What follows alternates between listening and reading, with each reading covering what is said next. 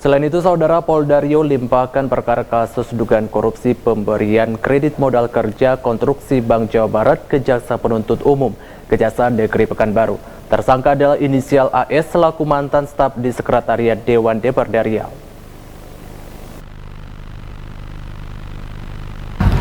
Setelah penyidikan dinyatakan lengkap, penyidik dari Subdirektorat 2 Tindak Pidana Perbankan TV Bank Reserse Kriminal Khusus Polda Riau menyerahkan tersangka dugaan korupsi pemberian kredit modal kerja konstruksi atau KMKK Bank Jawa Barat ke Jaksa Penuntut Umum JPU Kejaksaan Negeri Pekanbaru. Tersangka yang diserahkan penyidik ke JPU adalah seorang aparatur sipil negara ASN berinisial AG yang saat ini terjadi dugaan korupsi bekerja sebagai staf di Sekretariat Dewan Sekwan Dprd Riau. AG terlibat perkara dugaan korupsi pemberian KMKK oleh BJB kepada Diptur menggunakan surat kontrak palsu alias fiktif.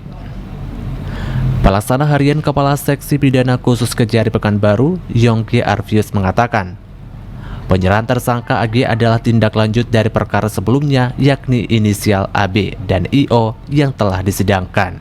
Untuk perkara korupsi BJB dengan tersangka AS, untuk penyidikannya sudah dinyatakan lengkap oleh JPU, sehingga hari ini tersangka dan barang bukti kita limpahkan ke JPU untuk penuntutannya. Barang bukti apa yang kita serahkan itu? Barang bukti yang kita serahkan adalah beberapa dokumen kredit beserta dokumen yang terkait dengan proses pencairan kredit di perbankan.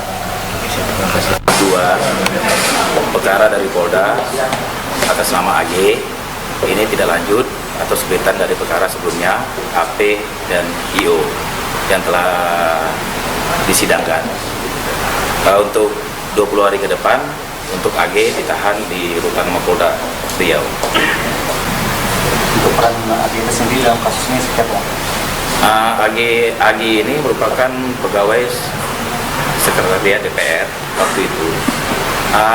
Dia berperan yang menandatangani SPK. SPK tersebut yang diajukan kepada salah satu bank daerah. Padahal pada kenyataannya yang melaksanakan pekerjaan tersebut bukan yang tertera di SPK itu, berbeda. Jadi SPK itu bisa dikatakan tidak sah atau fiktif, sehingga keluarlah dana sebagai jaminan SPK itu kredit modal kerja konstruksi KMKK dari bank itu untuk berdasarkan SPK yang tidak sah atau fiktif tersebut, lebih kurang 1 miliar lebih. Artinya kegiatan di SPK itu ada? Nggak ada. Jadi ada tapi dikerjakan oleh perusahaan lain.